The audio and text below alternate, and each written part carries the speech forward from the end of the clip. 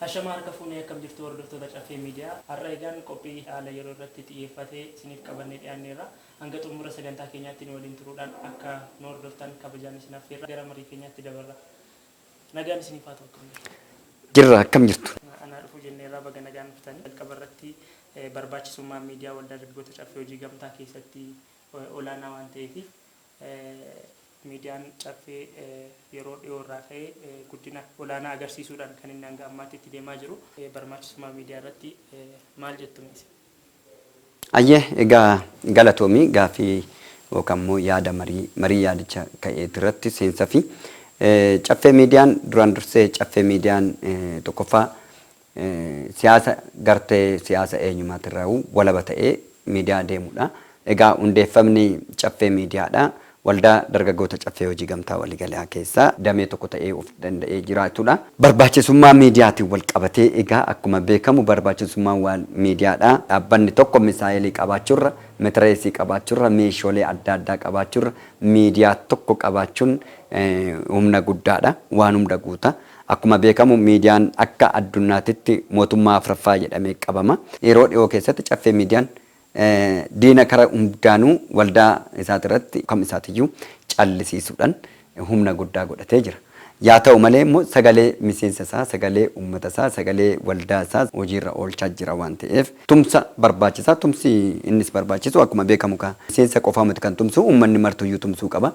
Uummanni biyya keessaa fi biyya hambaa jiran martu isaatiyyuu daasporaan hundi isaatiyyuu warri miseensa ta'anii deeggartummaa keessatti jiran miseensa waldaa dargaggoota Caffeetis warreen ta'an martu isaaniitiyyuu gara hundaaniyyuu akka deeggaraniif waamicha keenya gochaa hordoffii akka godhanidha. Saniin alatti garuu waldaan dargaggoota Caffee hojii gamtaa waliigalaa Caffee miidiyaa qabaachuun isa dhaabbata yookaan jaarmiyaa salphaatti socho'u ta'uu hin dandeessisne diinni kara fedheeniyyuu ka'u miidiyaalee ja'a ta'anii itti duulanii garuu waldaa dargaggoota Caffeedha kuffisuus ta'ee gatantarsiisuu hin dandeenye jechaadha.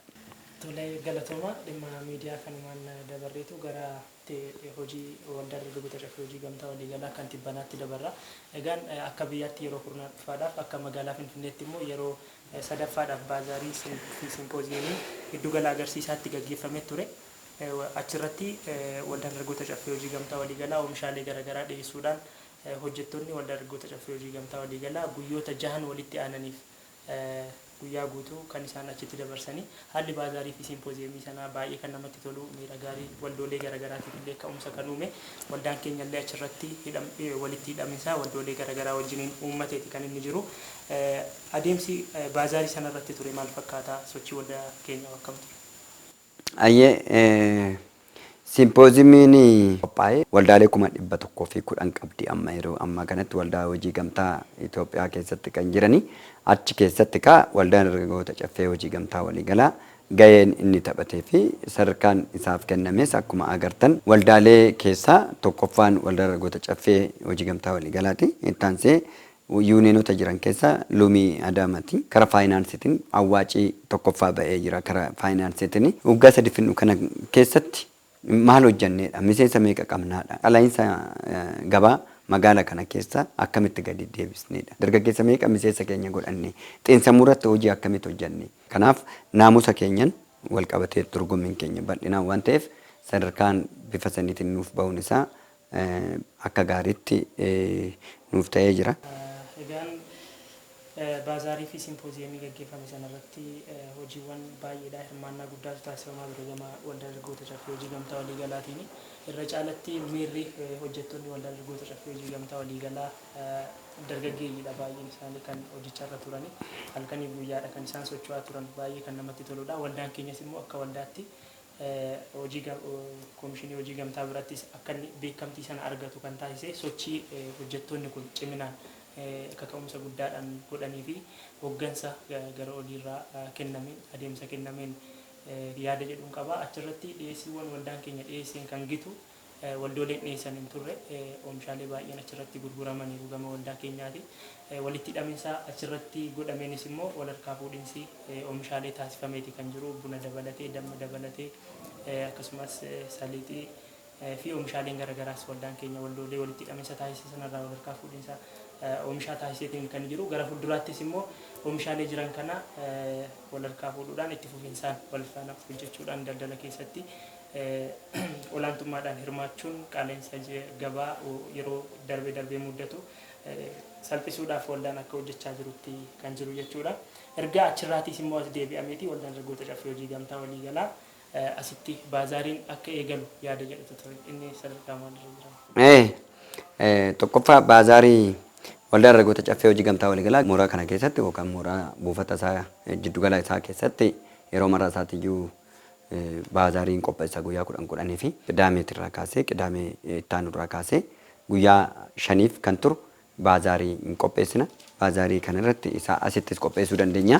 Haalli tokko tokko wanni mijachuu qabu waan jiruuf oomishni tokko tokko waggaa dhufe irratti haala wanni hunduu guutameetiin of danda'ee waldaan dargaggoota caffee hojii gamtaa waliigalaa baazarii qopheessuun isaa hin beekama. Hawaasni keenya fi maamilli keenya martuu isaaniiyyuu bakkuma mooraa barameetti dhufanii akka fayyadamummaa isaanii mirkaneeffataniif waamicha ni goonaaf jechaadha. Hayyee galatooma. Kana jechuun waldaan dargaggoota caffee hojii gamtaa waliigalaa yeroo hunda hojiirra kan jiru iddoo giddugala gabaa jamootti wantoota baazaarii irratti yaadanii turan sana namni kamiyyuu miseensas ta'e miti miseensa kan ta'e yoo dhufe achitti wantoota baazaarii irra turan sana argachuu akkaataatti danda'utu jira waan ta'eef namoonni gatii gadi aanaa ta'een wantoota midhaan dheedhiis ta'e oomishaalee kuduraa bitachuu kan barbaadan damma dabalatee oomisha saliitii waan akkasii namoonni barbaadan asuma giddugala gabaa jamoo dhuftanii bitachuun sadarkaatti danda'amutu jira jechuudha. Kan waan bira dabarree mee waldaan koomishinii hojii gamtaa federaalaa akka federaalaatti waldooleen hojii gamtaa akka riifoormii taasifatan riifoormiirra akka jirudha kan himame. Riifoormii kana keessatti wantoonni baay'een jijjiiramni akka taasifamanii fi waldoolee hojii gamtaatiifis immoo deeggarsi adda ta'e akka kennamudha kan riifoormii kanarratti waltajjiiwwan garaagaraa irratti dubbatamaa ture. Asirratti maaltu jira? Riifoormiin harka nagaa hojjetamaa jiru akka biyyaatitti akka biyyoolessaatti kan hojjetamaa jiru baay'ee namatti tola. Garuu yeroo ammaa kanatti mootummaanis xiyyeeffannaa cimaa waldaalee irratti godhatee jira. Yeroo ammaa kanatti maaliif jennaan waldaaleen hojiin isaanii bal'aadha. Balkiidha. Kana hin hojjetan kana malee kan jedhamanii qaban waldaaleen waan hunda hojjechuu danda'u. Garuu xiyyeeffannoon tanaan dura ture hubannoo dhabiisa yookaan wal dubbisa dhabiisatu tureeyyuu sirna darbeessanuma. Egaa waldaaleen hojii gamtaa oolman isaan biyya kanaaf oolan waldaaleen hojii gamtaa biyya kanaaf oolman oole. Salphaa miti. Baadiyyaarraayis magaala keessattis waldaaleen hojii gamtaa hin jiru. Garuu amma tanaan dura xiyyeeffannoon akkasii hin jiru. Yeroo ammaa kanatti garuu akka addaatitti bifa addaatiin xiyyeeffatamee hojjetamaa jira. Nus hirmaannaa akka waldaa dargaggoota caffeetis olaantummaa godhatee deemuu qabna jenneeti kan kutannoodhaan itti deemaa jirru. Kanaaf waldaan dargaggoota caffee hojii gamtaa waliigalaa gahee leencaa taphachuun dirqama ta'a. Kabajamtuun kantiibaa magaalaa Finfinnee Aadde Adaanechiin akka nu daawwatanirree waadaa nu galanii jiru. Hooggantoonni akka biyyaatti jiran olaanoodha. Sadarkaa ministiraatittis kan jiran, sadarkaa naannoottis kan jiran marsaa 7 dhufanii daawwachuu danda'anii jiru. Daawwachisnee jirra. Hojiin nu yoo hojjennes gurguddaadha. Kanaafuu itti fufa. Kanaaf warreen dhufanii nu ilaalan hundi isaaniitiyyuu waan argan qabu, waan harkaan qabatan qabu, waan kotteedhaan irra dhaabbatan qabu, waan sammuudhaan itti bohaaratan qabu jechaadha. Kanaafuu nus kana caalmaa isaa itti xiyyeeffannee hojjechuun dirqama keenya ta'a. Kanaaf hundi keenyayyuu halkanii guyyaa techinee hojjechuun murteessaadha jennee yaadna jechaadha. Kana fakkaatanii mootummaan xiyyeeffannoo yeroo ammaa kan itti qabu.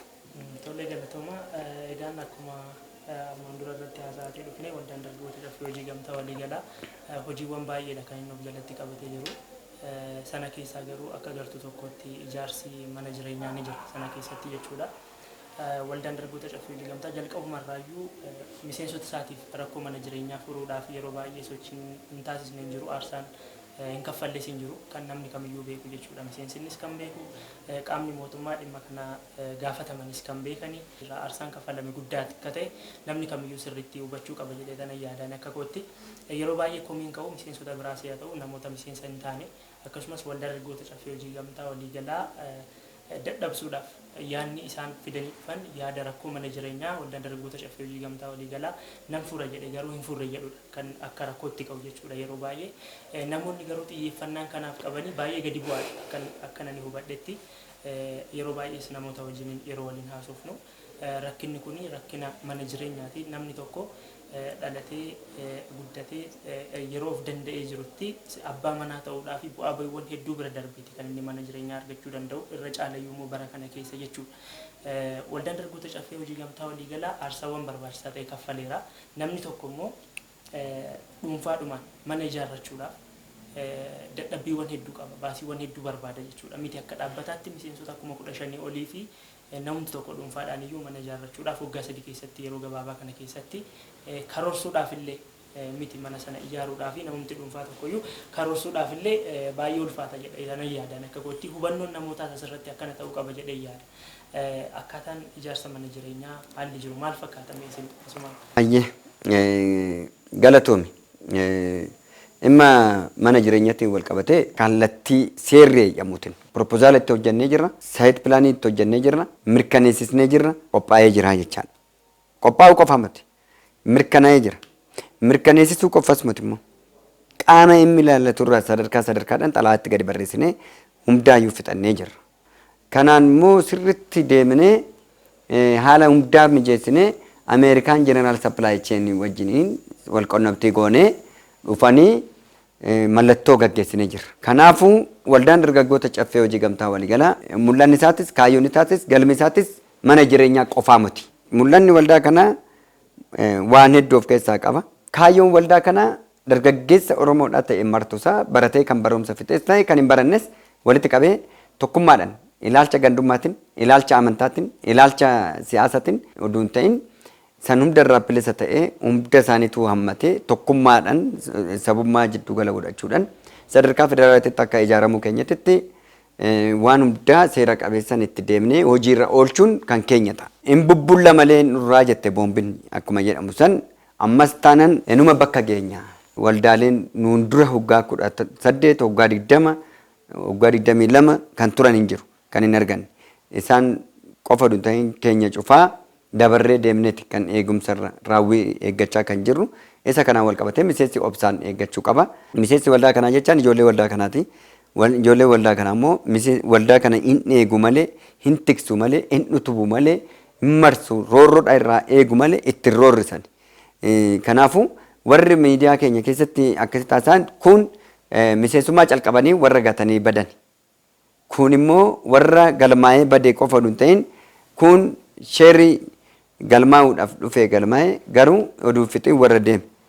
Kun immoo kaffalee fixeetirree anumti kaffaltiisaa akkaataan kaffaltiisaatu dubbiidhaaf bittinnaa'insa ijaarama tokkummaa saba keenyaatiif kan qophaa'ee dhufeedha malee isa san hubannee sirriitti ofirraa faccisuun dirqama keenyadha jechaadha. Kanaafuu akka danda'ama ta'een waldaan dargaggoota caffee hojii gamtaa waliigalaa seera eeggatee deema. Mootummaanis deebii laachaa jira. Yeroo ammaa kanatti haala gaariirra bifa gaariirra jira. Shaggaarra jirra. Nu ol jennee waan jirruuf miseensa 15,400 kan ta'e waan ta'eef bareedaadha. Amma wanni guddaan miseensi kanaan wal qabatee miseensi waa'ee mana jireenyaa qofa obsaa godhatu. Daldala nurraa oomisha waan adda addaa baadiyyaarraa finnu kana dhufee nurraa fudhatee qoodatee daldalee fayyadamuu irratti of bulchuu irratti nyaachuu irratti oduu qophaa'e oduu sochii godhate. Sababni isaa dargaggeessi magaalaa kana keessaa kun dhakaa baataa kun waardiyaa hojjeta. Garuu calma jedhee immoo ilmoo godhata. Waan ittiin hojjetu hin qabu. Haadha manaa hin qaba. Amma cal jedhee ishiin cal jettee mana teechee ooltu otoo hojii banee fi kennee fi otoo nurraa kireediitiidha fudhatee hojjechiise oduu hojjete baay'ee bareeda ta'a jechaadha. Kanaaf Finfinnee keessatti Finfinnee booji'uun mul'ata ganamaa waldaa dargaggoota caffee hojii gamtaa waliigalaati. Maallaqa socho'uu fi maallaqa kaapitaala qabeenya hin qabnu walitti miiliyoona 320 qaba. Miseensi ammas taanan cimee jabaatee wal ijaaree wal qabatee rakkoo waloo keessaa bahuu qaba. Waan sadii qofa waliin qaba uummanni Oromoo. Tokkoffaan qabeenyi waliin qabnu Oromummaadha. Sirni waliin qabnu sirna Gadaati. Diinni waliin qabnu hiyyummaadha. Kana sadeen jiddu gala godhatee otuu raawwatuu danda'e ofirraa horkuu danda'e bareedan jedha. Kana fakkaata galatoome. Tolee galatooma. Yaada dabalata irratti miseensonni yeroo baay'ee dhimma waldaalee hojii gamtaa irratti irra caalatti miseensonni waldaa dargaggoota caffee hojii gamtaa mirgaa fi dirqama waldaalee hojii gamtaa keessa jiru kan miseensaa maalidha gahee miseensaa kan jedhu sirriitti beekuu danda'uun barbaachisaa natti fakkaata. Seera waldaa hojii gamtaa keessatti gaheen miseensaa dirqamni waldaa maalidha kan jedhu sirriitti adda baasuun barbaachisaa. mee isarratti maal jettan isin hirmaannaa miseensaa maal ta'uu qaba waldaa kana rakkinoota uumaman bira dhaabbatanii mormuudhaaf akka abbaa isaaniitti ilaaluudhaaf akka amma isin jettan waldaan kun qabeenya keenya jedhanii ofitti amanamummaa guutuudhaan ilaaluudhaan bakka rakkinni jiru kamittillee dhimma waldaa irratti rakkoo haasa'amu sanatti dabalamanii rakkoo haasa'uurraa rakkina waldaa irratti haasa'amu sana qulqulleeffachuudhaaf yeroo fudhatanii iddoo haasa'amu sanatti garuu bira dhaabbatanii akka qabeenya isaaniitti ilaalanii irraa ittisuudhaaf gahee akkamii bahachuu qaba jettu waldaan seera waldaa hojii gamtaa keessatti yoo miseensi iddoo akkamii qaba jedha gahee akkamii qaba jedha mirga dirqama kana tookaastanii dhuma bu'aa sheerii yookaan immoo walgahii sheerii waldichaa kallattiinis ta'e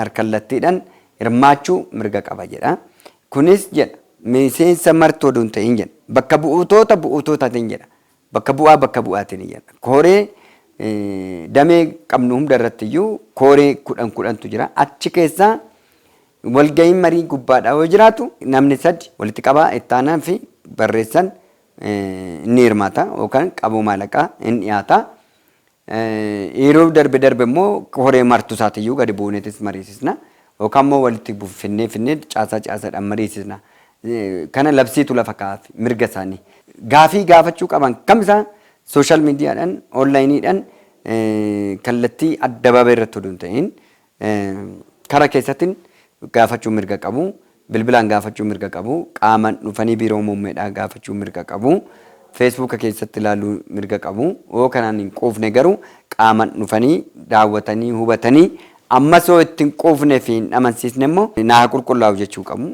Naa qulqullaa'u jechuun erga hin dandeenye immoo iyyatanii miseensummaa isaanii maallaqa isaanii fudhatanii nagaadhaan galuu danda'u. Dirqamni isaanii labsiidhuma kana keessatti dirqamni miseensaa jedha. Tokkoffaa waldaa isaa tumsuuf eeggachuu dirqama qabaa jedha.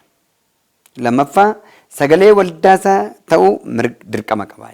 Sadaffaan qabeenya waldaa kunuunsu dirqama qabaa jedha.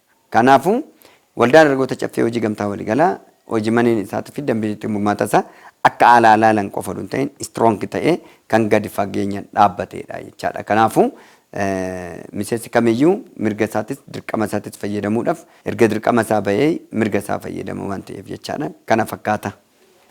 Tole galatuma qophii keenyarraa kanumaan xumuruuf jira waan ta'eef yaadnuuf ergaan dabarsuu barbaadanii jiru. Ayyee. Galatoma miseensi keenya martu isaatiiyyuu biyya keessaaf biyyaan alatti waliin argaman hundi isaatiiyyuu wanni nuyi goonu waan nuyi itti deemnu hunda isaa qalbii mana bulteen hubannoodhaan tasgabbiidhaan akka hubattan akka hordoftan ala keessas biyya keessas warri jirtan wal biraa dhaabbannu diinni waloo keenyatti hojii manee keenya irratti immoo wajjin ijaaramnu wajjin hojjennu waltaanii waliin hojjennee akkuma calqabnetti yeroo ammaa kanatti waldaa dargaggoota caffee hojii gamtaa waliigalaa buna irratti nyaata adda addaati irratti nyaata lookaal ta'e irratti xiyyeeffatee miseensota magaalaa Finfinneetii fi Shagarsiitii irratti teesti godhee karaa hundaa irratti iyyuu akka mijeessuuf warri naannoo Oromiyaatti irra fagoo irra jiran dhiyeessuudhaan warri as jiran immoo qopheessuudhaan nuyi immoo qindeessuudhaan akka hojjennuu fi waamicha isin dhiyeessaa. Caffee miidiyaa keessan akkuma miidiyaa kamitti jirraan gochaa jira galatooma. Egaan kabajamtoota hordoftoota caffee miidiyaa sagantaan marii pirezidaantii waldaa dargaggoota caffee hojii gamtaa waliigalaa obbo Sanyii Dashuu waliin har'a taasifnee asirratti xumura qophii biraatiin hanga walitti deebinutti yeroo gaarii qabaadhaa galatooma.